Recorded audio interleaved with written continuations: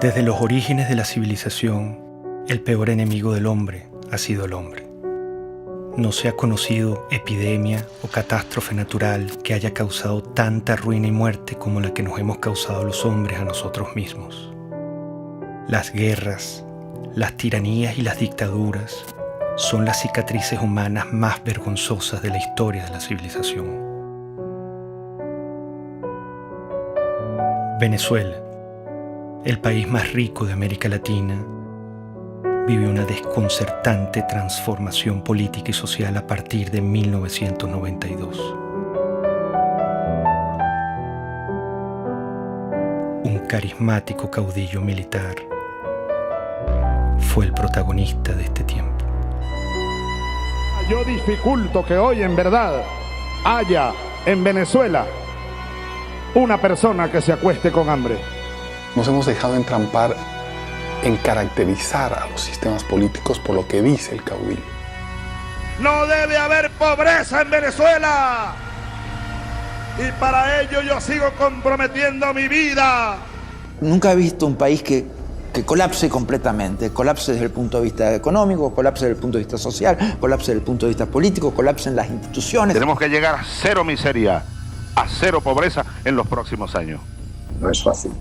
Es haber arrasado a uno de los países más ricos del mundo. Los indicadores de salud. Bueno, vean ustedes los cambios, pues esto es lo nuevo. Esto es lo nuevo. Se coloca a Venezuela en el país con más inseguridad, con más homicidios, con más inflación. Somos la primera potencia petrolera de este mundo. Tenemos la reserva de petróleo más grande. En Venezuela hay petróleo para 200 años. El chavismo yo creo que es una colección fantástica de todos los errores de política económica que se han cometido en la historia. La economía debe ser enfocada con un objetivo central: satisfacer las necesidades de la sociedad, como queramos llamarlo. Por una política que ha enconado profundamente al país, dividiéndolo de una manera prácticamente suicida. El socialismo es el único camino a la paz perdurable, a la justicia social. Por eso la revolución nuestra, hay que recordarlo, pacífica, pero armada. No se equivoquen, burgueses. Mire lo que significó el chavismo para Venezuela. Una verdadera tragedia. Un país que ha perdido su democracia. El que quiera ver una democracia pujante, sólida, madura, venga a Venezuela, venga nada más. Yo creo que él nunca ocultó lo que él quería hacer. Yo creo que Chávez llegó con un proyecto de poder, nunca con un proyecto de país. Fuimos las víctimas de una peste ideológica que nos pisoteó, que incendió la piel de nuestro pueblo, que calcinó y enmudeció a nuestra Venezuela.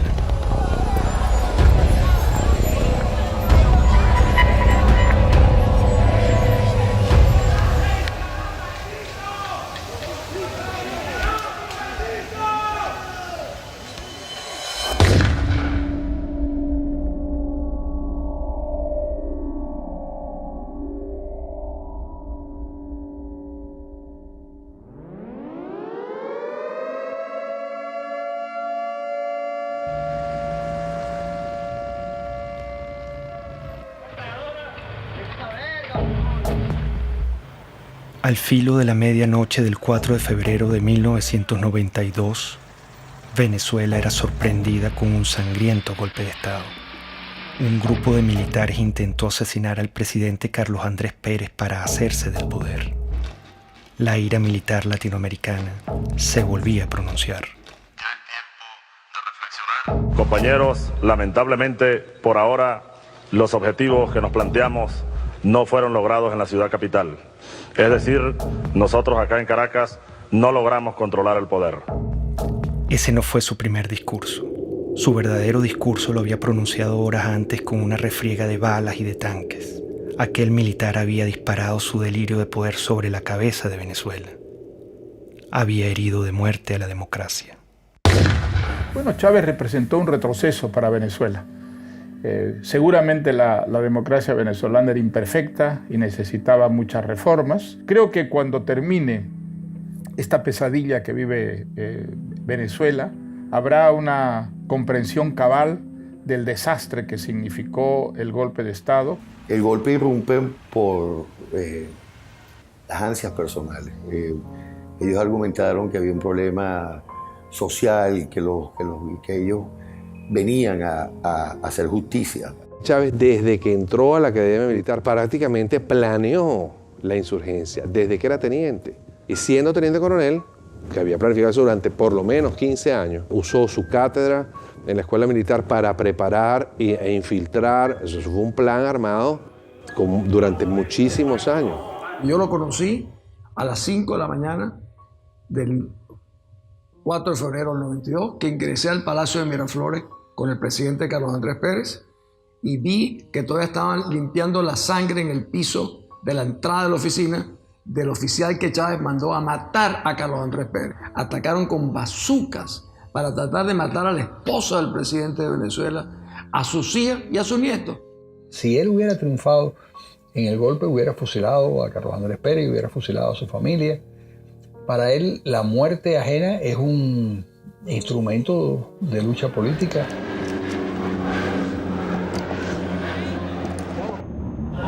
Este es un boletín extraordinario de El Observador. Ustedes pueden observar en este momento cuando uno de los aviones Bronco intenta lanzar cohetes exactamente en este momento está cayendo uno de los cohetes cerca del Palacio. En estos momentos, señores, ustedes pueden observar cómo acaba de caer un cohete cerca del Palacio de Miraflores. Parece que una de las partes del Palacio de Miraflores sí sufrió bastantes daños, uno de los muros. Yo fui días después del 4 de febrero a Miraflores, vi todas las balas en todos lados. Y después me tocó ser ministro durante el 27 de noviembre, donde vi los asesinatos en el Canal 8, el set de crímenes que cometieron también ahí. Era el regreso del golpismo a Venezuela, era el regreso del militarismo, que tanto daño nos han hecho, tanto el golpismo como el militarismo. Hugo Chávez, como tantos otros tiranos, asaltaba la historia dando 2 golpes de Estado. Centenares de venezolanos asesinados, la mayoría de ellos con disparos en la cabeza, marcaban el principio de una era. Lo volaron. Rafael Caldera fue uno de los fundadores de la democracia en Venezuela. Fue presidente y senador vitalicio. Al día siguiente del golpe de Estado, su enemistad con Carlos Andrés Pérez y su propia soberbia lo hacían justificar la matanza.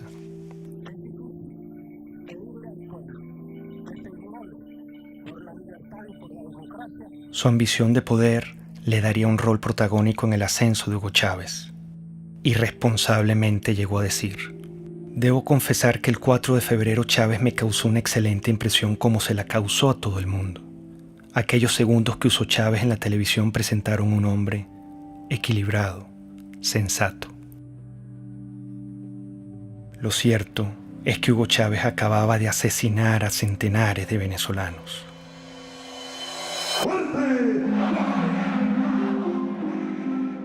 Con la finalidad de conformar un movimiento político que logre conquistar la presidencia de la República, el comandante Hugo Chávez, uno de los líderes de la asonada militar del 4 de febrero del año 92, se incorporó hoy a la vida cívica luego de que el presidente Rafael Caldera le otorgó la libertad. Esta generación militar que tomó el camino del sacrificio, se forjó en el Fuerte Tiuna, en los cuarteles militares, va a demostrarle a los politiqueros venezolanos cómo se conduce un pueblo hacia el rescate de su verdadero destino. Le dieron un sobreseguimiento a los golpistas y ni un solo venezolano le levantó su voz. Eso es un indicador de que no sabíamos lo que era la democracia. Las democracias se defienden con uñas y dientes. El movimiento bolivariano revolucionario 200 va a la calle, a la carga, a tomar el poder político en Venezuela.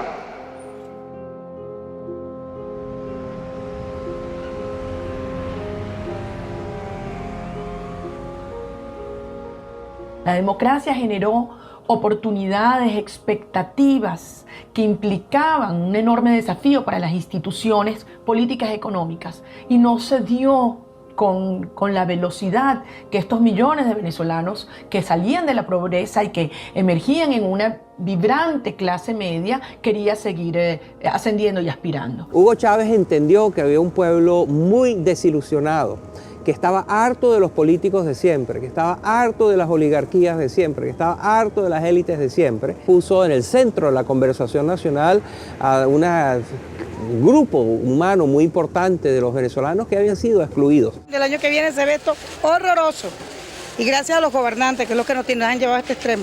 Bueno, yo creo que será más caro todo, porque imagínense cómo está la situación, todo será peor. Venezuela vivía en democracia. Una democracia imperfecta como en cualquier país, pero también con grandes avances en su infraestructura y en su cultura, incluso en el plano económico y político. El problema que sacudía a Venezuela era de otra índole. El problema era moral. Empieza la declinación de la corrupción, el centralismo, la incompetencia, las élites que miraban desde atrás y querían obviamente servirse del gobierno, pero no querían servir en el gobierno. En mi opinión, fueron los empresarios venezolanos, fueron los medios de comunicación venezolanos y fue la cúpula política venezolana la que trajo a Chávez. Había un hartazgo con la clase política, había un hartazgo con los partidos principales, había un hartazgo con la dirigencia. Bueno, yo creo que el año próximo va a ser un poco difícil, puesto que la perspectiva que nos está dando el gobierno es porque vamos a tener que apretarnos más el cinturón de lo que tenemos. Venezuela padeció momentos críticos de corrupción en el pasado. Quedó una tierra fértil para que llegara un Mesías. Chávez logró comunicarse directamente con el pueblo venezolano. Chávez es el hombre que realmente nos va a ayudar a llevar la democracia como tiene que ser. Que es el hombre que estamos esperando para que transforme nuestra patria. Las grandes causas que traen a Chávez son las mismas que en todos estos regímenes. Y es que la democracia, que siempre, en casi todos los casos, tiene una presencia previa. La República del Weimar precede a Hitler, el presidencialismo italiano precede a Mussolini. Sí, hay una presencia, una democracia previa. Esa democracia previa no lleva el liberalismo, el individualismo a todos los rincones del país. La clase política no había entendido que la democracia hay que alimentarla, hay que cultivarla, hay que cuidarla permanentemente. Comenzó a decaer. Esos 40 años de democracia fueron los primeros y los únicos 40 años en los que Venezuela estuvo gobernada por civiles.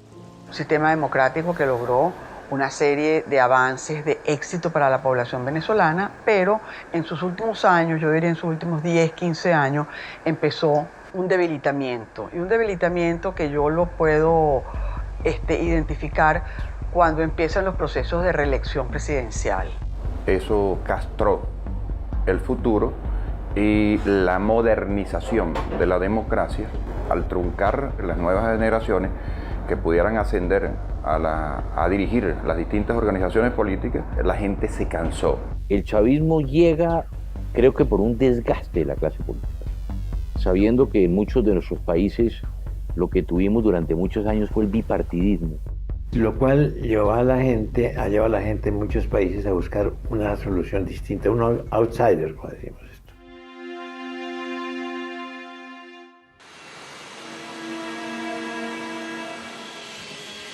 Hugo Chávez apenas salía de la cárcel viajó sospechosamente a La Habana, Cuba. Fue recibido con honores de jefe de Estado por Fidel Castro. Ahora, nuestro homenajeado de esta noche, el comandante Hugo Chávez. Cuba es un bastión de la dignidad latinoamericana y como tal hay que verla y como tal hay que seguirla y como tal hay que alimentarla. Y lo hizo. Prometió extender la mano al proyecto revolucionario de Castro y usar el petróleo de Venezuela como recurso político de expansión ideológica. Un proyecto estratégico de largo plazo, en el cual los cubanos tienen y tendrían mucho que aportar, mucho que discutir con nosotros. Es un proyecto de un horizonte de 20 a 40 años. Un inmenso abrazo bolivariano para todos ustedes.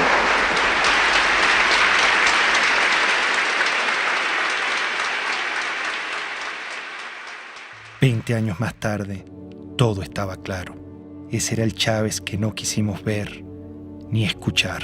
Hugo Chávez es una creación de Castro en un país que tiene el momento adecuado. Ya lo había intentado antes con la guerrilla, penetrar con la guerrilla, y va fracasando en muchos modelos.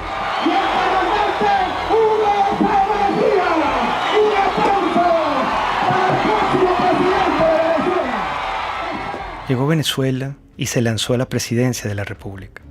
Recorría el país en su Volkswagen rojo para mostrar que venía del pueblo. Los venezolanos pronto olvidaron al militar asesino. Con su magnetismo y carisma, engañó intencionalmente al país. ¡Qué grande es el pueblo de Venezuela! Nos hemos dejado entrampar en caracterizar a los sistemas políticos por lo que dice el caudillo y no por los resultados reales. Para defender un pueblo masacrado, expropiado, mancillado y humillado por esas cúpulas políticas que expropiaron el derecho a la vida. Lo que hubo es una retórica que ilusionó a mucha gente en favor de los pobres, en favor de la igualdad.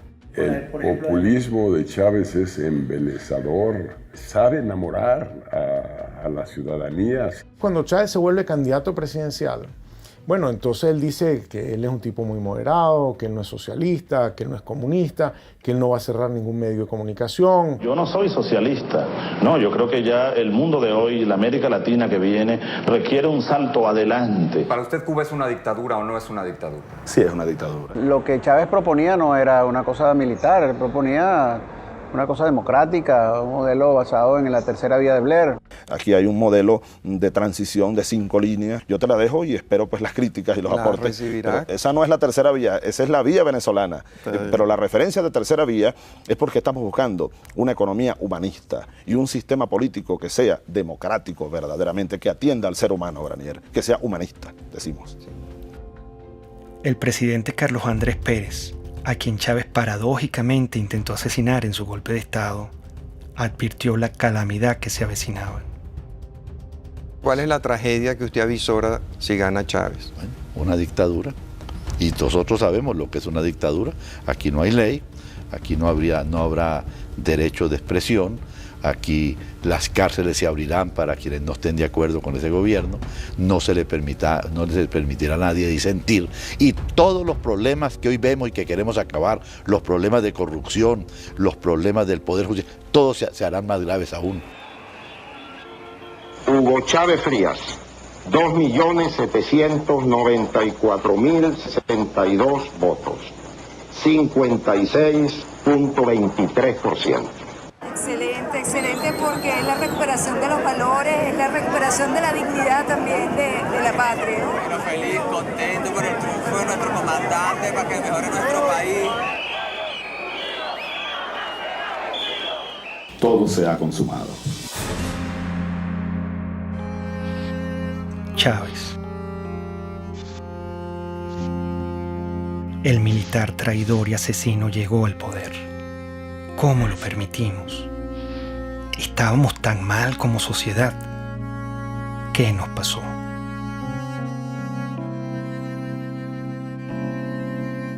Cuando yo conocí a Hugo Chávez, yo le dije, te advierto una cosa, lejos de ser tú la solución, tú eres la encarnación del problema de Venezuela. El hecho de que tú seas presidente es la demostración más clara de que este país fracasó. Yo no creía que pudiera tener éxito. Lo que oía del propósito, el propio juramento de la Constitución, me parecía de un adanismo esencialista muy peligroso.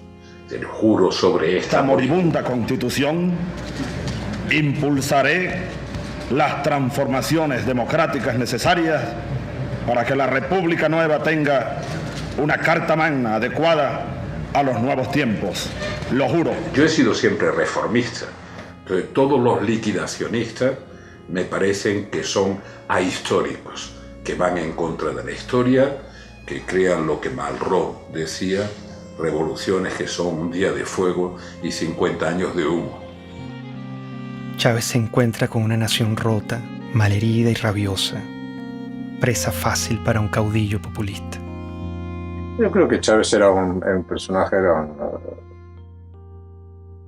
muy simple, cuando yo lo conocí. Simple en sus planteamientos políticos, que no tenía claros. Quería un cambio en Venezuela, pero no sabía exactamente muy bien hacia dónde. Chávez, el líder o el payaso o el cómico o el político saca de la tumba a ese Drácula que causó tantas millones de muertes y tanta pérdida de valor en el siglo pasado, y lo desentierra y lo pone a caminar precisamente en nuestra América Latina y destroza Venezuela.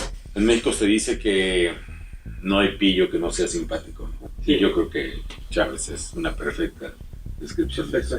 Por lo menos era muy simpático. No quiero abundar en la parte de pillo. Siempre lo que quiero y mis palabras es la ley.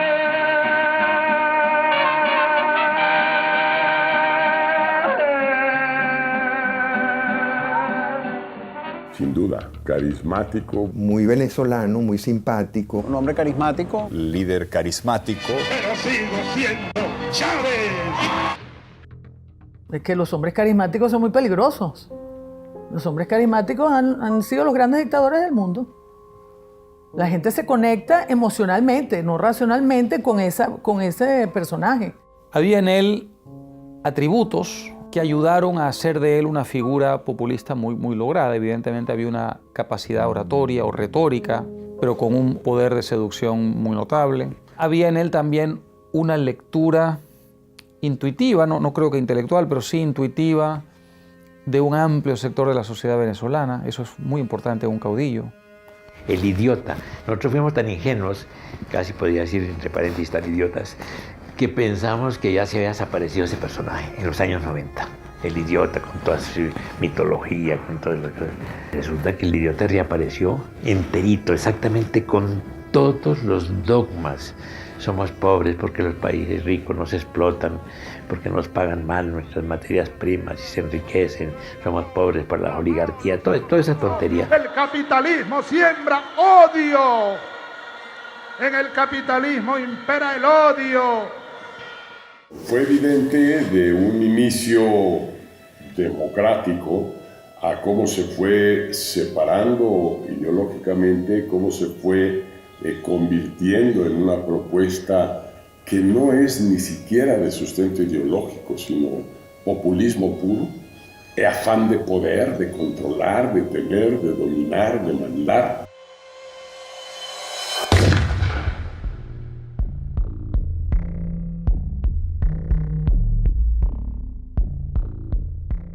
Menos mal que surgió en su momento y a tiempo la Revolución China. Menos mal que existió Mao Zedong. Al chavismo lo define muy bien la necrofilia ideológica, que es una manera que yo estoy utilizando para describir este amor apasionado por ideas muertas, por ideas que han sido probadas en un país una y otra vez y han fracasado, ideas que han sido probadas en otros países y también fracasan, y sin embargo las abrazan y las adoran y las tratan de seguir impulsando a pesar de que tenemos toda la información de que no funciona. El chavismo es el rescate de unas ideas mezcladas en una ensalada anacrónica que pasan por el marxismo, por las teorías de Engels, por el libro rojo de Mao, el verde de Gaddafi, Simón Bolívar, todo mezclado. Esta revolución, así lo digo como cristiano, es profundamente cristiana. ¡Viva Cristo el Redentor! De izquierda, derecha, centro, maoísta, centoísta, no sabemos qué es lo que es. Por algunos dicen que yo soy pastor evangélico. Palero, santero, católico, cristiano. Marxista no soy porque no me formé en el marxismo. Es una nueva forma de caudillismo militar. Y también soy marxista. Es muy confuso en su formulación porque es capaz de mezclar una figura como la de Bolívar con un pensamiento de fondo aparentemente marxista. Es tremendamente confuso, es una nueva forma de populismo. El hombre desde siempre había sido un comunista. Entendía qué es lo que tenía que decir o no decir en cada momento para que, digamos, su mensaje calara en una mayoría de turnos. Venezuela tiene un gran potencial siderúrgico y debe ocupar cada día más mejores puestos a nivel mundial, a nivel americano. Cuando ya empezó a tener, digamos, la sartén agarrada por el mango, entonces se quitó todas las caretas y mostró su verdadera faz. Y si insisten, le quitamos los camiones y los convertimos en transporte de alimentos, chicos. Se lo damos a los consejos comunales. Y Mendoza que vaya a hacer no sé qué, lo que le dé la gana, a denunciarme en la OEA, en la Corte Celestial, donde le dé la gana. Se fue apartando claramente de los principios más elementales de lo que es un gobierno democrático. La legalidad fue desapareciendo poco a poco, reemplazada por el poder omnímodo, ¿no es cierto?, de la voluntad del caudillo. Sin una visión clara o conocida, Chávez estaba decidido a transformar a Venezuela a su imagen y semejanza. Comenzaría por la Constitución. El Estado está caotizado. Esa es una realidad. Para transformar el Estado necesitamos urgentemente una Asamblea Nacional Constituyente. No hay otra alternativa. Con la Constituyente del 99, Chávez empezó a mostrar su talante autoritario y personalista. El mismo militar que había dado 2 golpes asesinando a centenares de venezolanos, se empeñó ahora en aniquilar la única república civil y democrática que habíamos tenido los venezolanos. No vayan, compatriotas, ustedes a cometer el error que cometieron los que habitaron esta casa durante 40 años. Y ya no les pertenece. Eso hay que recordarlo. Esta casa, desde hoy, es la sede de la Asamblea Nacional Constituyente. Como un pésimo augurio de lo que iba a venir, el mismo día de la votación ocurrió la catástrofe natural que hoy recordamos como la tragedia de Vargas. Si la naturaleza se opone, lucharemos contra ella y la haremos que nos obedezca.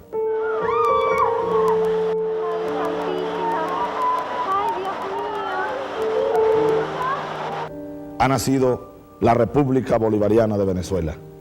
Quiso Dios hoy que una tragedia enlutara a la nación venezolana precisamente en el día de su renacimiento. Qué cosas, ¿no?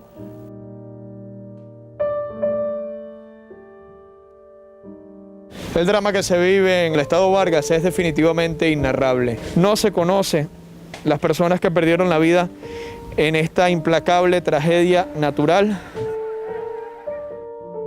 El drama no finalizaba. Chávez rechazó la ayuda humanitaria ofrecida por los Estados Unidos y profundizó el horror y la tragedia. Vargas era un bastión desde el punto de vista geográfico, geopolítico, porque es la entrada del país, es el puerto, es el aeropuerto.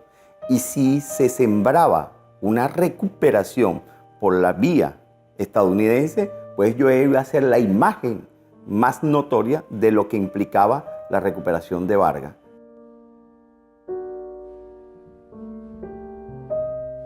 Realmente Fidel Castro influyó totalmente en las decisiones que tomó Chávez con respecto al deslave. Chávez no podía concebir en ningún caso nada que contradijera lo que ya se encaminaba del proyecto con Fidel. Con la tragedia de Vargas, Chávez mostró su desprecio por el venezolano y su único interés, el poder. Renombraría a Venezuela, reescribiría la historia, cambiaría la hora y la forma del escudo nacional y le impondría una nueva estrella a la bandera. Todo era una nube ideológica. Su mentor lo guiaba. Castro es la persona determinante en la revolución de Chávez. Castro vio que Chávez le daba al castrismo y a Cuba la gran oportunidad soñada. Es decir, lo que no logró el castrismo mandando a Che Guevara a invadir y a conquistar militarmente Venezuela, la idea histórica que siempre ha tenido el castrismo de que Venezuela debía ser un territorio dominado por el castrismo, en todo caso como fuente de suministro de petróleo, y fundamentalmente como punto de expansión para sus políticas en América, se haya echado. Un líder joven lleno de vida, al quien le quedan por delante grandes tareas que realizar, hasta la victoria siempre. Y ahí Fidel lo agarra, lo seduce y le vende la idea del socialismo y de lo que él había aprendido de los soviéticos, que era la construcción de un Estado autoritario, totalitario, basado en las premisas de la Unión Soviética. ¡Viva el comunismo! ¡Здравствует коммунизм! ¡Patria o muerte! ¡Родина или смерть! ¡Мы победим!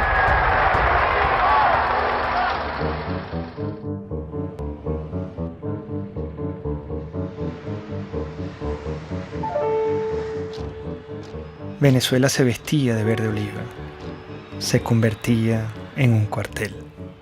Revolución socialista, vaya General Canelones, patria socialista o muerte. ¡Venceremos! La figura de teniente coronel es, digamos, la primera vez que tiene autonomía para comandar tropa. Por eso se le dice el comandante. Es netamente de una misión de tropa, de dirigir tropa, de ordenar a la tropa y de llevar a la batalla militar a la tropa. Los movimientos totalitarios de izquierda se meten en tu cuarto. No puedes ir a comprar lo que te da la gana, no puedes educar a tu hijo como tú quieras, no puedes viajar, no puedes tener tus documentos, no te permite tomar ninguna decisión libremente. Él dijo, la revolución es pacífica pero no pendeja, porque los tanques, los aviones, los fusiles y los cañones de las Fuerzas Armadas están al servicio de la revolución. Porque de ahora en adelante tendremos generales, almirantes, oficiales y tropas revolucionarios, antiimperialistas, socialistas y chavistas, para que les duela más. Yo era presidente de PDVSA, hablé con él sobre el tema y le dije, caramba, presidente, mire, me preocupa mucho lo que usted dijo, porque las Fuerzas Armadas no están al servicio de ninguna parcialidad política. Las Fuerzas Armadas están al servicio de la República y la revolución es una parcialidad política. Ellos no entienden que al definir la Fuerza Armada como chavista le están atribuyendo una parcialidad política a un grupo que es armado de toda la sociedad venezolana. O sea, nosotros tenemos partidos políticos en Venezuela y un partido político que está armado con el ejército. Chávez gastaría miles de millones de dólares en armamento militar. Si tomamos en cuenta que desde 1830 las armas venezolanas solo han sido usadas contra venezolanos, el peligro era inminente.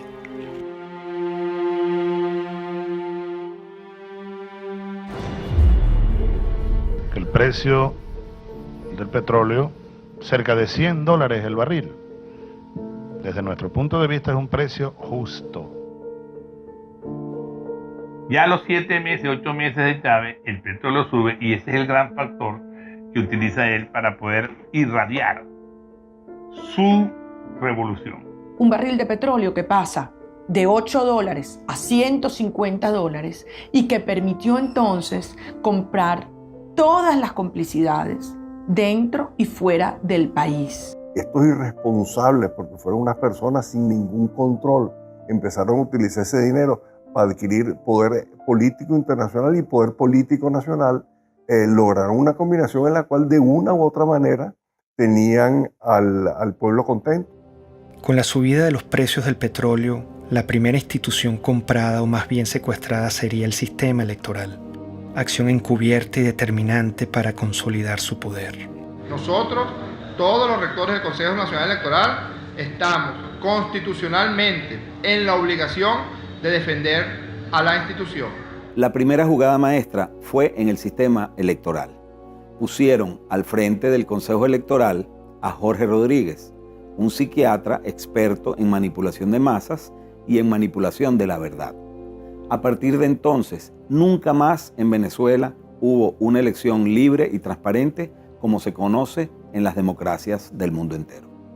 Un gobierno que llegó al poder también por las urnas, con elecciones, y luego también siguió celebrando algunas elecciones, se hizo reelegir, pero donde evidentemente existía un control y una concentración de poder muy fuerte. Chávez y el chavismo y todo el poder cubano ya desde el principio empiezan a construir el fraude. Consejo Nacional Electoral de Venezuela niega la posibilidad de realizar un reconteo de votos. La presidenta del organismo, Tibisay Lucena, anunció que escrutar las papeletas sería regresar al sistema electoral manual del pasado. Primero reclamamos que Tibisay Lucena vaya presa porque hizo fraude. El fraude fue genial.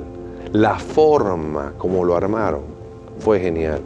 Y la razón por la que era imposible detectar era porque el fraude no fue hecho generalizado, sino puntual.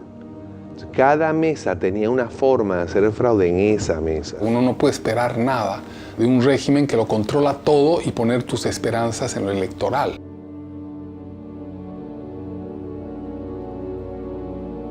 La lucha geopolítica iniciaba. Chávez intenta adueñarse de la Compañía de Petróleos de Venezuela, PDVSA. Necesita su dinero para consolidar su poder. Esa élite de PDVSA ha pasado la línea. Entonces yo anuncio lo siguiente. Anuncio la destitución, despido de las siguientes personas. El 11 y 12 de abril del año 2002 fue consecuencia de su intento de radicalización al mandar 50 leyes que nadie había discutido, al confrontar la autonomía de Petróleos de Venezuela, al radicalizar su posición con respecto a lo que era un equilibrio político en el cual, digamos, la gente pensaba que habían ciertas normas de convivencia. Yo no tengo problema de rasparlos a toditos si a toditos hubiera que rasparlo. Ante el autoritarismo chavista, la gente no se quedó tranquila. El 11 de abril, Chávez había pretendido tomar control arbitrariamente de PDVSA para concretar su proyecto hegemónico latinoamericano. Frente a esto, millones de venezolanos salieron a las calles a protestar como nunca antes se había visto en la historia de Venezuela. Que prosigamos pacíficamente nuestra marcha a solicitar la renuncia del presidente de la República. El canal 2 se llama, como todos sabemos, Radio Caracas Televisión. El canal 4 se llama Venevisión. Y el canal 10 se llama Televen. Esos tres canales están en este momento fuera del aire. ¿Hasta cuándo? No sé.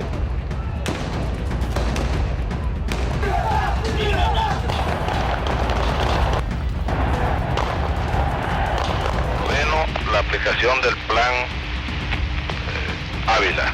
Y el primer movimiento que vamos a hacer es la columna del batallón Ayala. Muchos manifestantes fueron asesinados. Chávez volvía a disparar a la cabeza de venezolanos inocentes como lo hizo en su golpe de Estado. Hay que responsabilizar como ejecutor a Rodríguez Chacín. Hay que, como autor intelectual y jefe de esa banda de delincuentes, al propio Chávez, al propio presidente de la República. Esto es una acción contra el sentimiento más noble del venezolano. ¿Usted pudiera decir que la acción de los francotiradores estaba bajo conocimiento del presidente? Absolutamente seguro que estaba bajo conocimiento, que fue ordenada. Estamos frente a un asesino, con toda la extensión de la palabra. Una persona enferma, un paranoico, enfermo de poder, que cree estar poseído de una tarea histórica, destruyendo y matando venezolanos.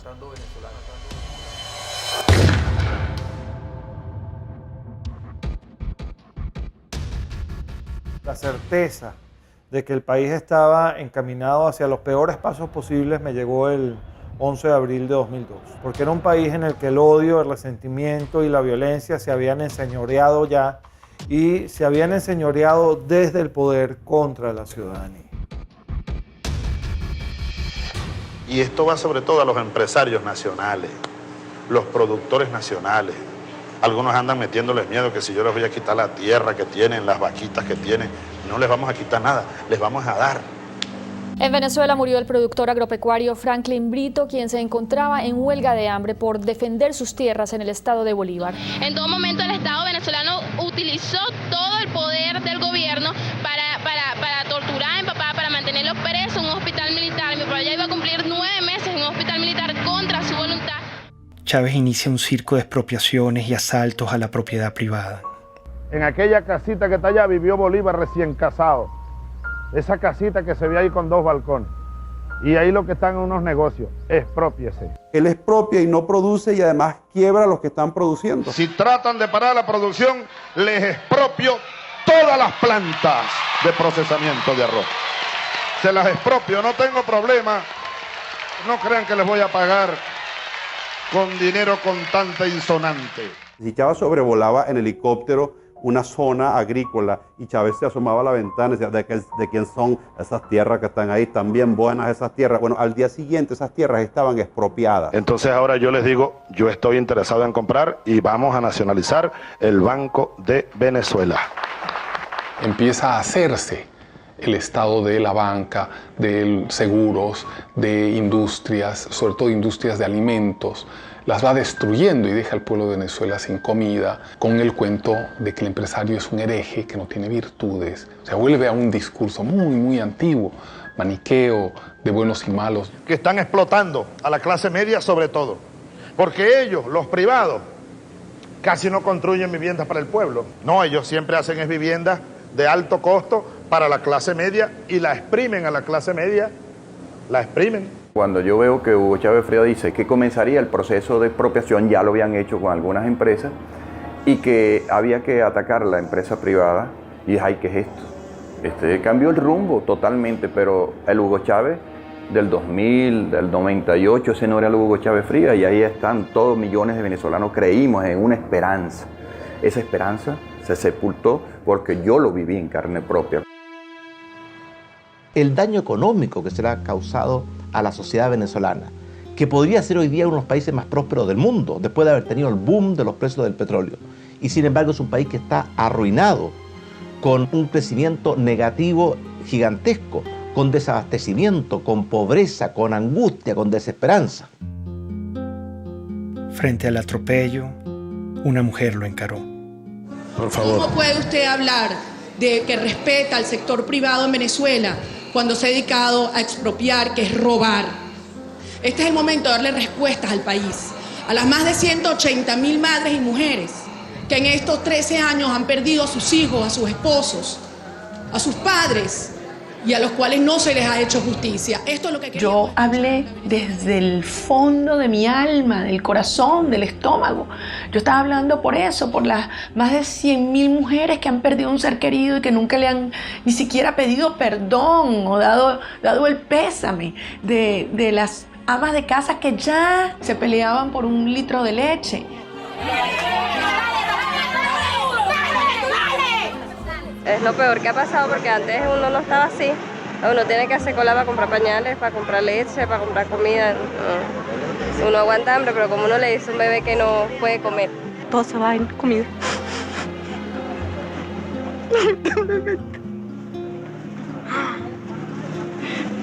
Estamos pasando trabajo.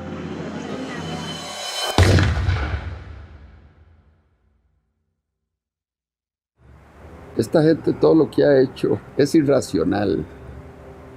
Si hubieran tenido algún economista sensato que les hubiera dicho, esto no se puede hacer. El trueque. Y al final todos salimos ganando. ¿Saben cómo se llama eso? Socialismo. No, aquí no estamos produciendo para ganar dinero. El chavismo yo creo que es una colección fantástica de todos los errores de política económica que se han cometido en la historia. En los libros de texto están llenos de cosas que el mundo ya ha aprendido a no hacer. Pues el chavismo las ha hecho todas. Venezuela tiene el peor desempeño económico del mundo. En este momento no hay país que tenga una caída del producto más grande que la de Venezuela, no hay un país que tenga la inflación más grande que la de Venezuela, no hay un país que tenga la escasez más grande que la de Venezuela. Bueno, la situación económica no está bien. Nosotros vendíamos pollo, pernil, hervido, todo eso. Esto funcionaba bien. De repente, todo se fue para abajo. La situación del país está terrible, lo que provoca es llorar. Todos roban, todos. Todo es una corrupción total. El chavismo es un fenómeno político difícil de explicar a quien no ha estado en Venezuela y a quien no lo ha vivido. Y exacerbó al límite nunca imaginable uno de los grandes males de nuestra historia, que es la corrupción administrativa. Y entonces los que uno vio que llegaron aquí, como decía Chávez, con las patas en el suelo, hoy son grandes potentados, grandes millonarios. El único camino a la justicia es el socialismo, no es el capitalismo, no es ese canibalismo que se quiere implementar en el Estado. Ministro, ¿no es contradictorio hablar de capitalismo cuando usted tiene una corbata de Louis Vuitton, unos zapatos Gucci? Yo no sé claro que no es contradictorio, porque yo quisiera que Venezuela produjera todo eso y entonces yo comprar todo lo que se produzca aquí y no tener que importar el 95% de los rubros que consumimos. Hicieron un negocio como jamás se ha visto. Pues. Nosotros hemos presenciado el gran saqueo que se le ha hecho a Venezuela, que probablemente en ningún país del mundo haya habido un saqueo tan a fondo y tan organizado como este que hubo en nuestro país. Es mentira que hubo una lucha contra la corrupción, todo lo contrario, este ha sido el gobierno más corrupto que existió en la historia de Venezuela, aprovechándose del histórico barril del petróleo que llegó a superar los $100 varios años. Tanto gasto desproporcionado y lujo se apoyaría con el crimen organizado. En entrevista exclusiva con NTN 24, Emily Blasco, corresponsal del diario ABC en Washington, aseguró que el hijo del fallecido presidente Hugo Chávez utilizó aviones de la petrolera estatal PDVSA para transportar droga hacia el extranjero. En el libro ilícito lo que yo simplemente documento es que no hay nada nuevo con respecto al crimen, excepto que llegó el siglo XXI y le añadió la posibilidad de tener grandes carteles criminales que operan internacionalmente y que trafican con todo tipo de ilícitos, de gente, de drogas, de armas, de dinero y de política. El chavismo es un proceso por el cual el lumpen, los sectores delincuenciales de una sociedad se apoderan del poder. No son los intelectuales que uno soñaba en el marxismo-leninismo que se apoderaban del poder. Son los sectores más delincuenciales de la sociedad. Y por eso son tan audaces, por eso pueden ser tan crueles. Y por eso tienen un hambre de poder que no respetan amigos, que no respetan a quienes los han apoyado. Que yo voy a gobernar con los mejores, con los más capacitados. No tengo compromisos partidistas, ni personales, ni particulares con nadie. Chávez lo que hizo fue, para preservar el poder, crear varias bandas de pandillas. Y estas pandillas tienen distintos jefes. Y eso explica la estratificación, eso explica por qué Venezuela se convirtió en un narcoestado, cómo Venezuela se convirtió en un sistema cleptocrático. Cuando la gente me dice este es un Estado fallido, yo digo es un narcoestado criminal fallido. El ministro de Interior, Justicia y Paz, Miguel Rodríguez Torres, indicó que las maletas contenían 1,3 toneladas de droga, una de las incautaciones más grandes que se han hecho en Francia. De acuerdo con Rodríguez, un total de 22 venezolanos han sido detenidos, de ellos 8 son militares. Este régimen que con las dos manos, la izquierda y la derecha, robaba, destruía, también tenía geopolíticamente dos manos. La mano petrolera, la mano negra, la mano fuerte, y la mano blanca de la cocaína que venía de Colombia y se redistribuía de Venezuela. Conforme va debilitándose la mano negra, la mano petrolera, pues hay más necesidad de la mano blanca. En México se discute y se debate si al Chapo Guzmán lo extraditan a Estados Unidos. En Venezuela el Chapo Guzmán sería ministro. A través de este medio de comunicación, Lindsay Salazar, quien es uno de los hombres importantes de la seguridad que tuvo Diosdado Cabello, denunció que el presidente de la Asamblea Venezolana sería el líder del Cartel de los Soles, una banda de narcotráfico internacional que tendría entre sus miembros a varios militares venezolanos. Diosdado Cabello es oriundo también del estado donde yo nací también. Era un muchacho muy humilde del pueblo del Furrial, pero la ambición desmedida de este señor se convirtió a tal magnitud que con el Pollo Carvajal, general narcotraficante vinculado al Cartel del Sol, que hacía lo que le ordenaba Diosdado Cabello, impulsaron y protegieron el narcotráfico en Venezuela. Es una cosa terrible lo que voy a decir, pero esto ha funcionado más como una banda delincuencial que como un sistema político. Por eso es tan difícil explicárselo a la gente de fuera. Venezuela se convirtió en un narcoestado. Jueces, ministros, diputados, incluso la familia presidencial era acusada y encarcelada por ello. Los índices de criminalidad se desataron. El peor problema que hoy tenemos en Venezuela, incluso con la escasez y la inflación que hay, yo estoy convencido que es la inseguridad. es la inseguridad, que es la consecuencia del 98% de impunidad. Una impunidad que protege a las bandas organizadas, una impunidad que protege a aquellos que tienen granadas, que tienen fusiles, que andan en vehículos blindados. Estamos presos y con temor. Tenemos mucha inseguridad, muchos malandros en la calle que nos callan. Y esto no puede seguir así. Que en el mes de marzo, en esos 30 días, en la morgue de Caracas, haya habido ingresos de muertos por violencia que se equipararían a las muertes por violencia de un año de la España de 46 millones de habitantes, es aterrador. Y el ritmo sigue aumentando. El peor legado de Hugo Chávez son los cientos de miles de muertos que han hecho no solamente que familias enteras se enluten, sino que millones de personas dejen en Venezuela. La gran parte de la inmigración venezolana no es una inmigración económica como la que empezamos a ver ahora. La gran parte de la inmigración venezolana es una inmigración presa del pánico de vivir en una sociedad absolutamente enfrentada y donde se mata por odio. Ante la absoluta impunidad, el pueblo tomó aterradoramente la justicia con sus manos.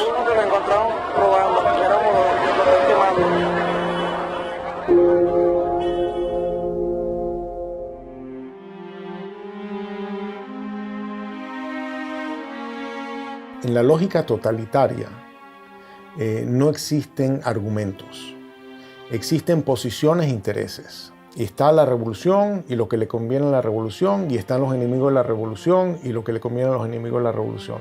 Y si tú dices algo, nunca te contestan una idea. Porque hay informes de que estuvo en la Orchila, en claro, la isla de la Orchila. Tú estás repitiendo basura. Por eso. Tú lo que estás aquí es repitiendo basura. Eso no es cierto. Tú lo que estás repitiendo basura. No, yo le estoy preguntando. Pero está bien. Mi labor es preguntar. Está bien, pero estás recogiendo la basura. Estás recogiendo el basurero, el estiercolero. Siempre te hablan de ti, de tu posición, de tus intereses, pero no de la idea. Yo creo que sin lugar a dudas la violencia que se vive en Venezuela, de todo tipo, es también producto del discurso. Para que no sean ridículos, ¿vale? Es un tarado, es un imbécil, no sabe ni hablar. Es un fascista. Y este bandido lo tiene. Se concentró en una forma de hacer política abiertamente polarizante, generando la división entre los buenos y los malos. ¡Y jalabola de los yanquis!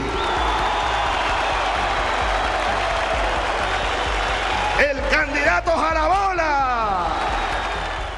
Métodos horripilantes, degradación verbal, violencia. ¡Yanquis de mierda! ¡Váyanse al carajo 100 veces! Cuando tú ves que te nombran escuálido en televisión nacional, le insultan a las personas que piensan diferente, indudablemente está coaccionando a las Fuerzas Armadas a sentirlo como enemigo. Y el enemigo, dentro de la mentalidad militar, hay que destruirlo, hay que aniquilarlo. Chávez empezó a ser amigo o a presentarse como amigo de aquellos violadores a los derechos humanos, como eran Gaddafi, que inclusive fue invitado a Venezuela y le dieron honores. El caso de Omar al-Bashir, quien por cierto al día de hoy todavía tiene una orden de captura por crímenes de lesa humanidad. Incluso Mugabe también fue, digámoslo así por lo menos lo presentó como amigo de Chávez. Entonces de alguna manera Chávez trató de incorporarse y crear su grupo, digamos, de socios violadores de los derechos humanos para hacerse ver como víctimas de lo que son los gobiernos tradicionales. En América Latina también tenía sus aliados. Las fuerzas del comunismo, del terrorismo y del narcotráfico lo postularon como su líder continental. Poco después de su charla privada con los directores de varios medios de comunicación, el ministro de Defensa hizo una corta intervención en la que dio por cierta las pruebas sobre la presencia de guerrilleros en Venezuela. Lo que dice Manuel Marulanda a Chávez en uno de los párrafos que reza así es lo siguiente: nosotros, es decir las FARC, siempre estaremos atentos en caso de agresión gringa a aportar con nuestros modestos conocimientos en defensa de la revolución bolivariana de Venezuela. FARC y el ELN no son ningunos cuerpos terroristas, son ejércitos que ocupan un espacio. Hay que darle reconocimiento a las Fuerzas Armadas Revolucionarias de Colombia y al Ejército de Liberación Nacional. La primera declaración me llamó la atención porque hablaba de la imparcialidad frente a la guerrilla colombiana. Y yo le llamé la atención, le dije, presidente Chávez, usted está llegando a un país en que hay democracia, hay instituciones. Por lo tanto, usted como presidente de una hermana república como de Venezuela no puede hablar de imparcialidad. Pero él mantenía ese discurso. A veces cuando yo hablaba con mi canciller y hablábamos con otros presidentes, creíamos que era un poco, esa es la inexperiencia de Chávez. Y yo creo que todo estaba absolutamente calculado. La milicia popular va a tener su vehículo, su armamento, sus cuarteles de milicia y su organización. Ustedes son una fuerza guerrillera, pues, para decirlo más claro. La milicia, yo podría decir que es un partido armado, que es un cuerpo que crece y se desarrolla casi al mismo volumen de las Fuerzas Armadas orgánicas. Y hay otra cosa muy delicada, que son los colectivos, organizaciones armadas. Todo es el poder, para mantenerse en el poder. Vemos entonces milicias o colectivos armados disparando contra personas. Vemos agresiones ya no solo de disparando civiles contra personas, sino de cuerpos o agentes del Estado que trabajan y han sido estructurados para trabajar en favor de la revolución.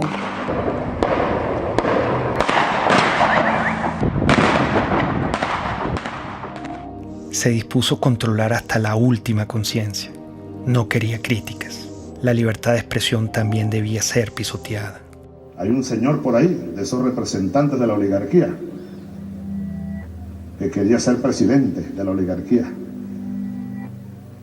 Y que luego esos gobiernos adecocopellanos le dieron concesiones para tener un canal de televisión. Estoy viendo la televisión, una cadena más, y me llama la atención el tono en el que está hablando delante de militares. Y ahí es donde él hace el anuncio de que él va a cerrar a Radio Caracas. No habrá nueva concesión para Radio Caracas Televisión. Se acaba la concesión. Ya está redactado la medida. Así que vayan preparándose, apagando los equipos, pues.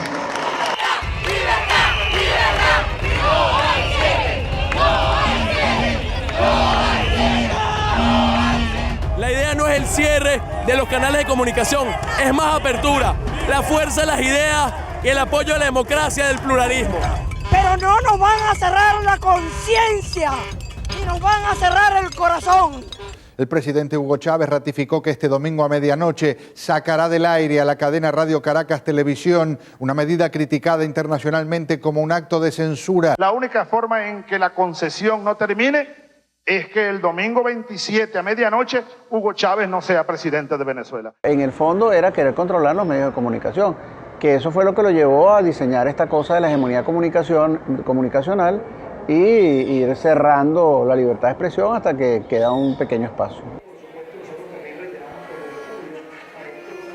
Yo una vez leí que los jóvenes hacen política desde la indignación, ¿no? Yo creo que lo que nos motivó en el 2007 fue la indignación.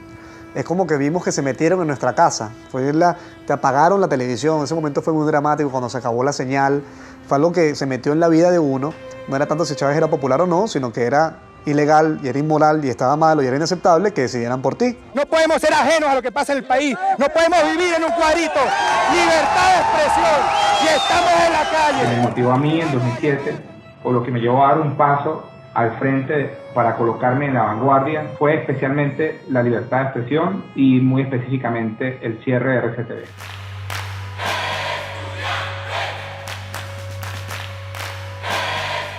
El movimiento estudiantil del año 2007 es el hecho social más importante de los últimos 50 años. Esto es un movimiento que surge en defensa de la libertad, de la dignidad, de los derechos humanos.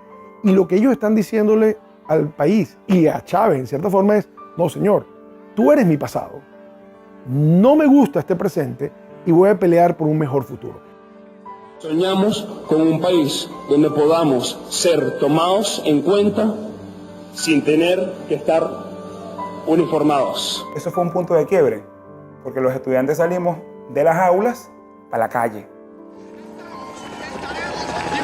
Estar en la calle si fuera necesario, pero el pueblo tiene que salir, pero el pueblo tiene que acompañarnos, pero la gente en esos barrios de Caracas, oprimida, pobres y sin posibilidades, tienen que salir a pelear por su futuro.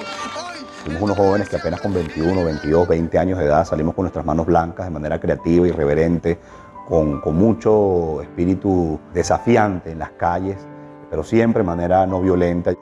Y le demostramos al mundo, y hoy lo podemos ver en perspectiva, que la reserva más importante que tiene Venezuela era la reserva moral de los estudiantes.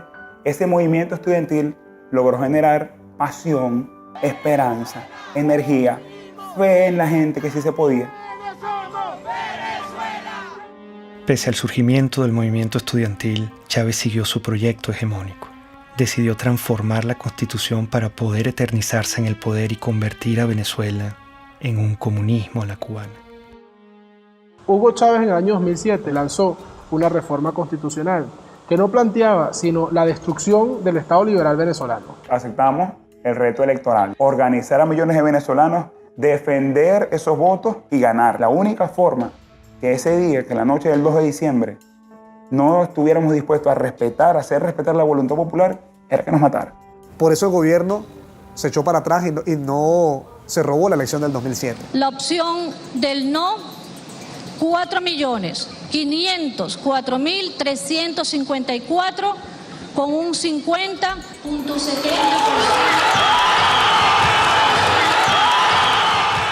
Hay un quiebre de ese proceso político.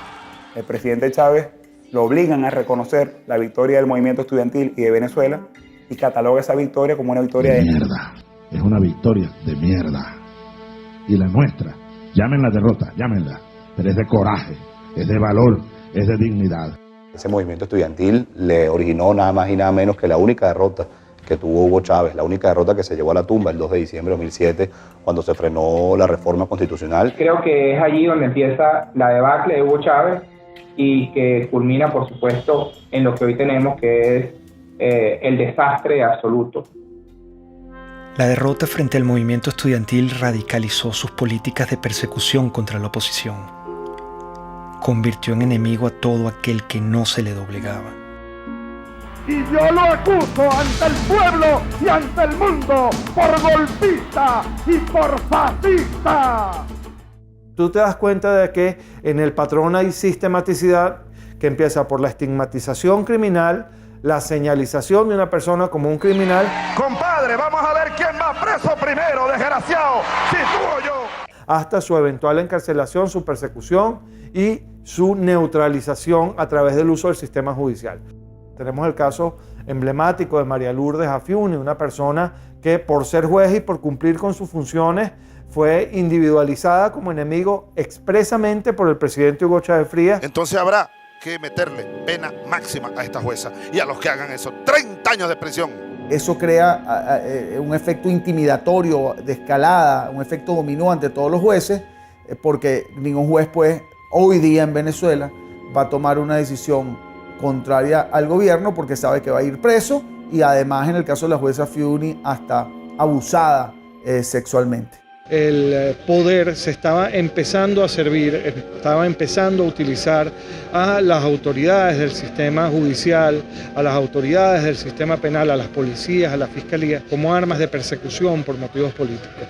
Fechas en las que se han producido cerca de 4.000 detenciones, arrestos o privaciones arbitrarias de la libertad de fundamentalmente jóvenes por protestar contra el poder. Ese pobre muchacho no estaba haciendo nada. Ha pasado con los médicos, los farmacéutas, la religión judía, los hebreos también han sido perseguidos. Aprovecho para condenar de nuevo, desde el fondo de mi alma y de mis vísceras, al Estado de Israel. ¡Maldito seas, Estado de Israel! La Iglesia Católica. Si quiere, hágalo, señor cardenal, para que usted termine. Se siguen reuniendo. Preso. Preso con sotana y todo. No hay nadie en Venezuela en este momento, al día de hoy, que no puede decir que de una u otra manera no ha sido víctima de alguna forma o alguna modalidad de persecución por parte del gobierno.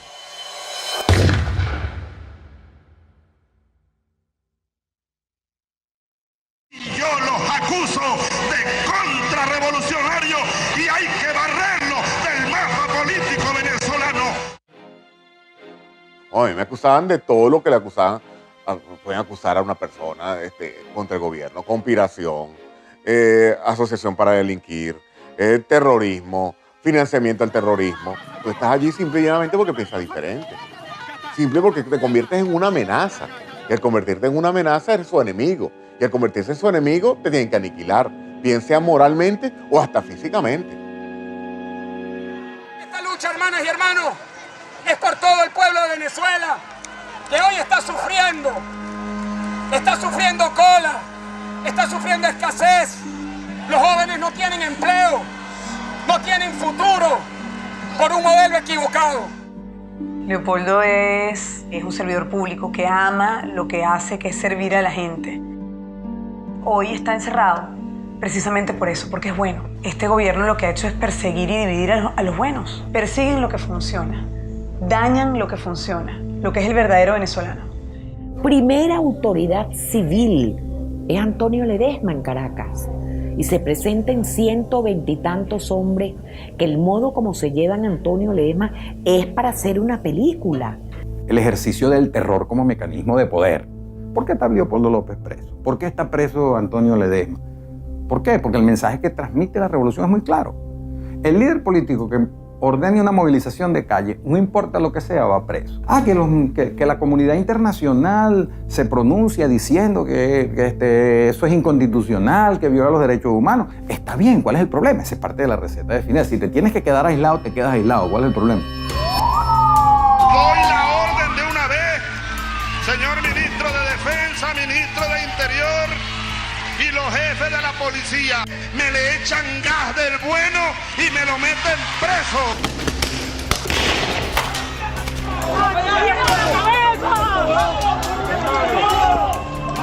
Chamo, están matando a gente, loco. ¡Lo mataron, lo mataron! Los francotiradores apuntan a cabezas. El sonido que producen una cabeza escuálida es mucho menor, es como un chasquido, porque la bóveda craneana es hueca. Vacío de contenido. Exacto, entonces pasa rápido. Nosotros vimos organismos de seguridad del Estado dispuestos a matar a nuestros hijos con balas en la cabeza, dispuestos a dispararle en las piernas para que no huyeran. David Vallenilla tenía 22 años y un efectivo militar lo vio solo y desarmado. Le disparó a quemarropa.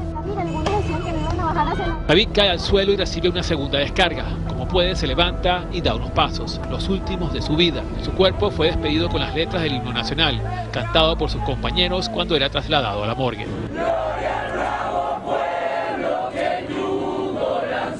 Es la segunda muerte de un manifestante que es asesinado por militares delante de cámaras de televisión en menos de una semana.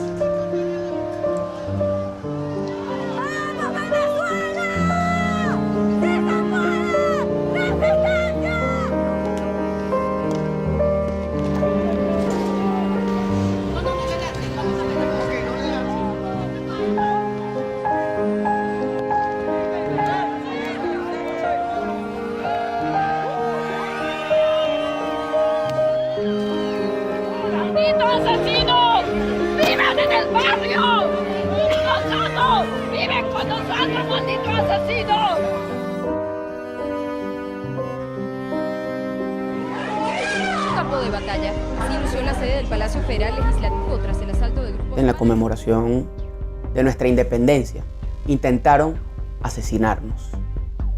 Intentaron acabar con la vida de parlamentarios electos por el voto popular. Unos golpes no son nada en comparación a los casi 100 jóvenes que han asesinado esta dictadura en Venezuela.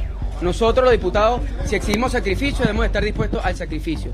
Sí, los golpes nos duelen, pero no es más allá del dolor que sentimos cada vez que vemos que se nos deshace el país. La tortura ha sido en Venezuela sistemática porque Hugo Chávez hizo un guión con sus organismos de seguridad del Estado que todos siguieron los mismos funcionarios, los mismos métodos para lograr lo mismo, que es el control social, para castigar al disidente, para causarle más daño. No solamente estás preso, sino que además te torturo. Y bueno, los nuevos métodos de tortura, que son las torturas blancas, ¿no? Que se implementan en la llamada tumba.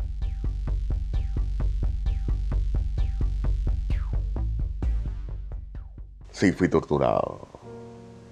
Sí, fui torturado en un lugar que te roba tu identidad. En un lugar donde tú sientes que estás muerto en vida.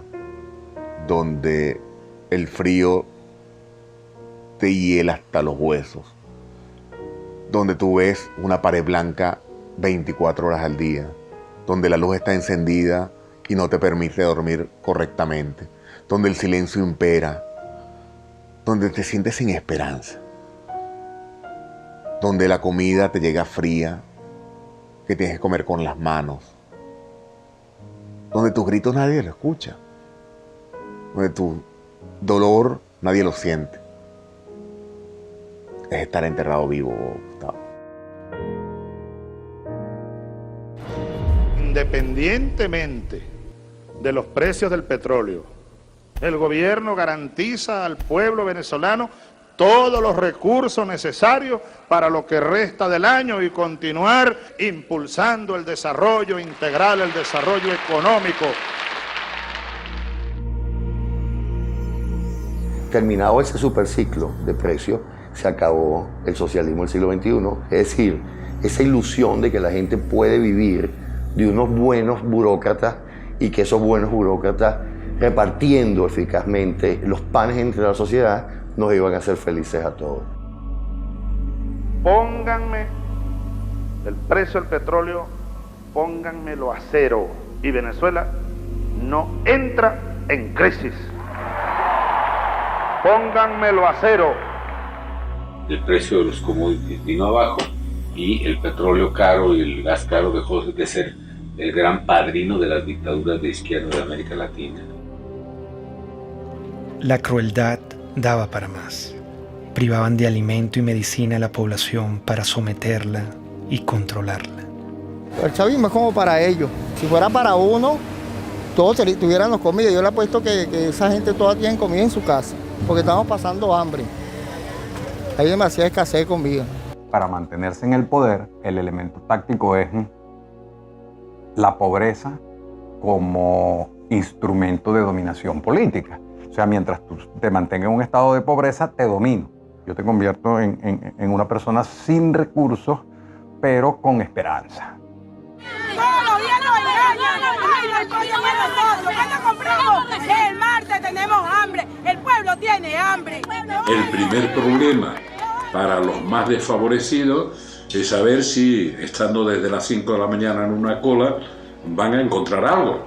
Por tanto, es alimentación básica, medicamentos inmediatamente necesarios para la enfermedad de cualquier familiar. Es fuerte, pues es fuerte. Sobre todo eso lo de la comida. A veces me toca salir por ahí, en casa, pido un plato de comida para mi hijo. A veces, muchas veces mío se te encuentra sin comer.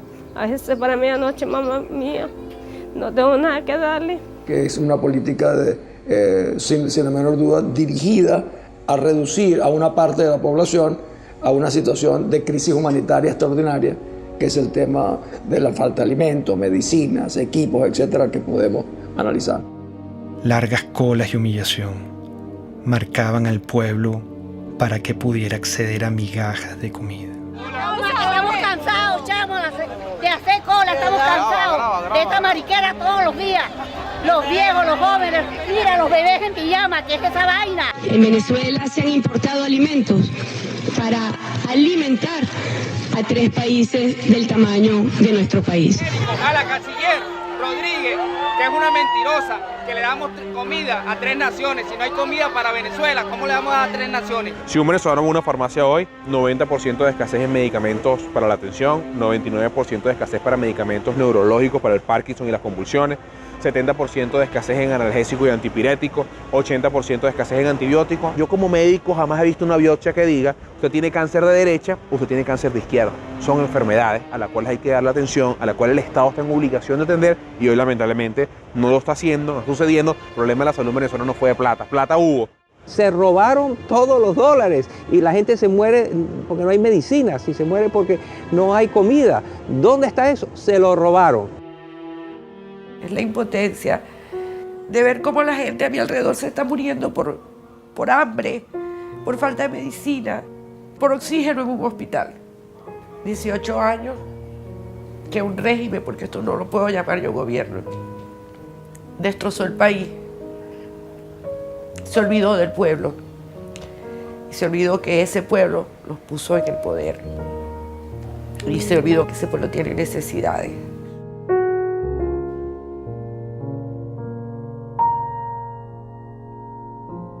Cínicamente culparon a los colombianos de la escasez que ellos mismos habían causado. No cesa el número de colombianos deportados por parte de las autoridades venezolanas. Ya son 283 que han llegado aquí a la frontera colombo-venezolana en La Guajira colombiana.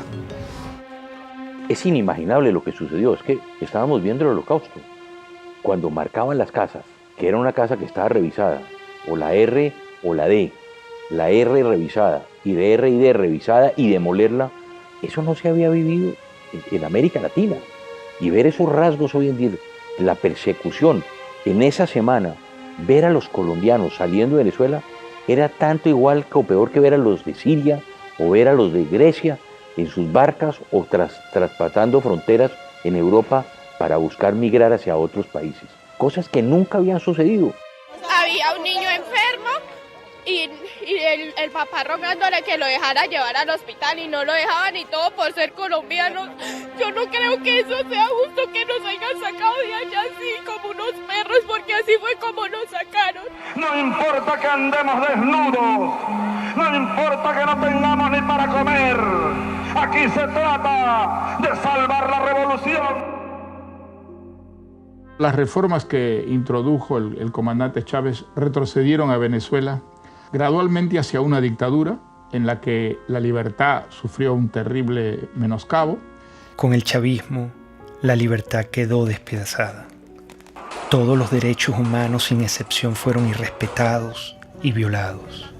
El comandante ordenaba: para retirarnos de inmediato de la tristemente célebre Comisión Interamericana de Derechos Humanos. Ya basta. ¿Hasta cuándo nosotros vamos a estar con esa espada de Damocles? A lot of dictatorships are very similar, and basically what you need in a dictatorship is to keep the very small number of people happy. That means that you're keeping a lot of people unhappy. Milosevic was very committed to destroy educated urban middle class in Serbia because he felt the real threat to his regime comes from these people. I was living in a country which was prosperous once. I ended up seeing people standing in the lines for bread, seeing parents desperate because they can't keep the medicine or, the food for their own kids. When you see the stores in Venezuela now, they remind me painfully on my childhood. I have an impression of the government that doesn't really care about the people. It's super happy being in their little corrupted circle. And they don't even look at the street. They live in some kind of the parallel world. El chavismo intentó plagar con su ideología al mundo. Una bacteria ideológica se inoculó en Latinoamérica y poco a poco fue creciendo hasta que se desarrolló en una peste. Es la peste del siglo XXI. Es una enfermedad muy peligrosa porque es una enfermedad que ha cundido, yo te diría, hasta los huesos a un grupo importante de la población que no va a desaparecer. Conquistando una relación, yo diría, en muchos casos parasitaria, de gobiernos, algunos caribeños, otros de Sudamérica y Centroamérica. En muchos casos es España de Podemos. Podemos es una amenaza real para la democracia. Estamos hablando de personas chavistas comunistas que quieren acabar con el sistema democrático. Ser demócrata es expropiar, aunque os duela. ¿Qué es lo que haría un gobernante decente? Expropiar. A los bancos que están acabando viviendas les expropiaría y las pondría en alquiler social. Recordemos que la influencia económica de Venezuela, por ejemplo, cómo logró comprar conciencias, comprar voluntades, comprar adhesiones usando los petrodólares.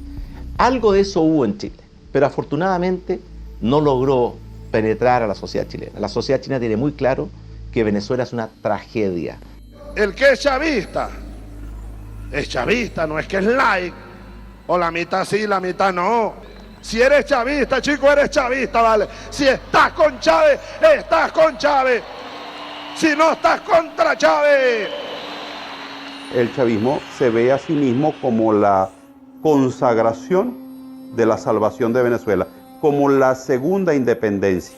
El chavismo se percibe así. Llegó y es para siempre. Chávez ya no soy yo. Chávez es un pueblo. Chávez somos millones. Tú también eres Chávez, mujer venezolana. Tú también eres Chávez, joven venezolano. Tú también eres Chávez, niño venezolano. Tú también eres Chávez, soldado venezolano. El caudillo es igual al partido, es igual al país, es igual a la historia, es igual al futuro. Entonces, él constituye las instituciones, la historia, la moral. Y en ese proceso de concentrar todo, es un tipo que no da ningún beneficio al país. La pregunta es cómo es posible que un país tan rico como Venezuela haya caído en la situación que ha caído como consecuencia del chavismo. Pero también la pregunta podría ser muchas otras. ¿Cómo es posible que la Alemania, que era la gran nación avanzada en la literatura, en las ciencias, en la cultura, en la música, cayera en manos de una banda criminal que llevó al mundo a una guerra terrible y fue autora de un genocidio, los nazis, espantoso? Chávez empezó a convertirse en un traidor a la identidad venezolana. Empezó a cubanizar a Venezuela y empezó a introducir conceptos políticos que no forman parte de nuestra cultura. Yo creo que ese fue el gran error de Hugo Chávez. Creo que en la cima del poder se perdió y en la cima del poder adquirió unas ideas completamente desvinculadas con la sociedad. Comenzó, por tanto, y de inmediato, otra serie de estudios especiales que confirmaron la existencia de un tumor abscesado con presencia de células cancerígenas. Hugo Chávez pidió al pueblo venezolano respaldar al actual vicepresidente Nicolás Maduro en caso de una ausencia total que lleve a la nación a convocar unas nuevas elecciones presidenciales. El mandatario aseguró que Maduro es el hombre que puede continuar con el llamado socialismo del siglo XXI.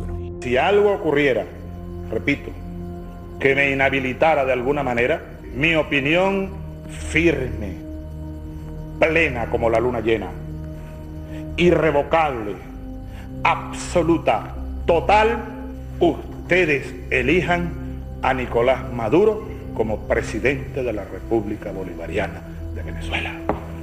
Yo se los pido desde mi corazón. Nicolás Maduro.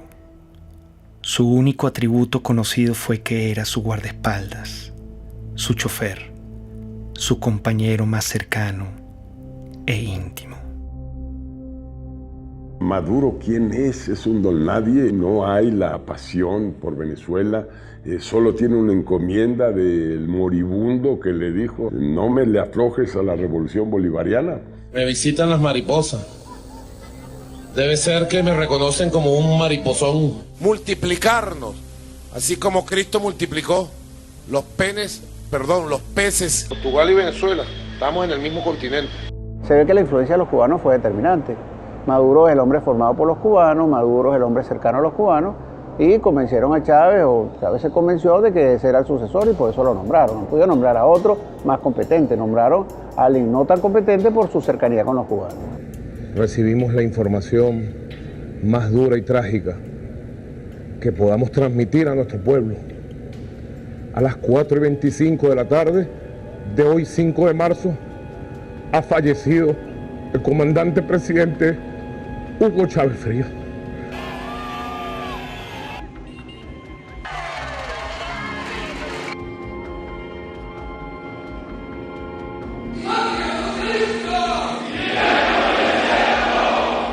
vaya en paz. Aquí nosotros seguiremos su misión.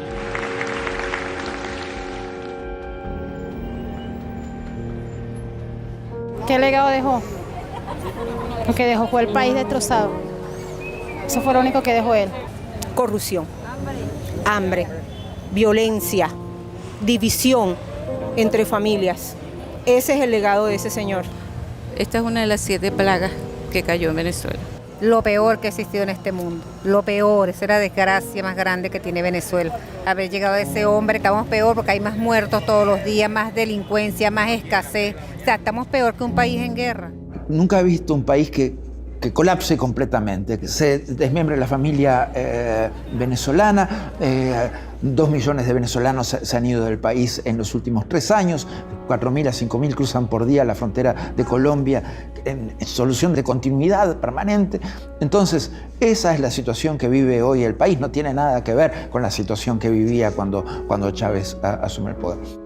Su gran legado es demostrar que ni éramos tan fuertes, ni éramos tan demócratas, ni éramos tan hermanos, ni éramos tan guerreros, ni éramos tan sólidos, ni éramos tan echados para adelante.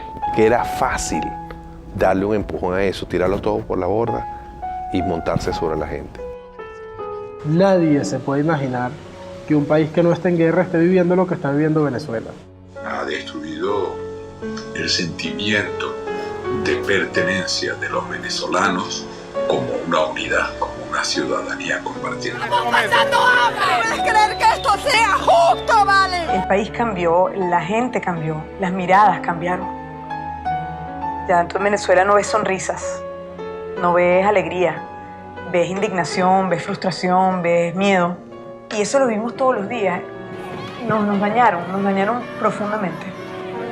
Mire lo que significó el chavismo para Venezuela, una verdadera tragedia. Un país que ha perdido su democracia, donde no se respetan los derechos humanos, donde se persigue a los adversarios como si fueran delincuentes. Estamos en un país ahorita muy necesitado. Tenemos que comer comida de la basura. La situación que estamos viviendo ahorita es fea, ¿no? En el nombre de los pobres, de la justicia y de la paz, se ha cometido el crimen más grande en la historia de nuestro país. El crimen de lesa humanidad es un ataque masivo o sistemático a la población civil cometido por una organización, que puede ser estatal o no estatal, de acuerdo a un plan. La existencia de presos políticos, la tortura a esos presos políticos, la detención como instrumento político, la generación de violencia como instrumento político, la muerte de manifestantes u opositores. En todos los años del chavismo fueron 2.000 personas que fueron asesinadas, lo cual implica una utilización del asesinato como mecanismo de sujeción y de represión para sostener el aparato político bajo control. El artífice, el creador de la criatura, se llama Hugo Chávez Frías. Matar a una persona en Venezuela se llama homicidio, pero matar a todo un pueblo de hambre se llama chavismo.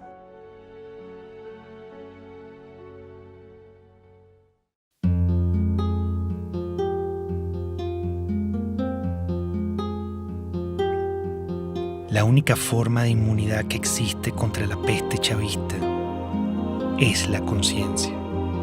Mientras nuestro aliento sea capaz de empañar una lámina de vidrio, tendremos fuerzas suficientes para luchar por la libertad.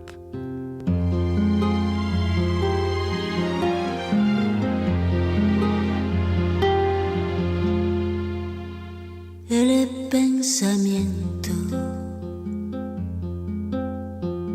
de un hombre de bien no podrá nunca encarcelar.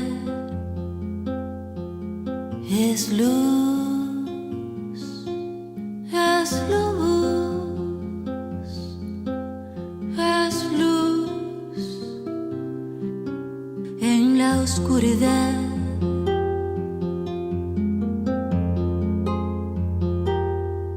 Dijo el poeta. supe ser que el destino es la libertad. Bala en el pecho, balas por detrás, bala en la frente, balas al andar, pero nuestro destino es la libertad, la libertad.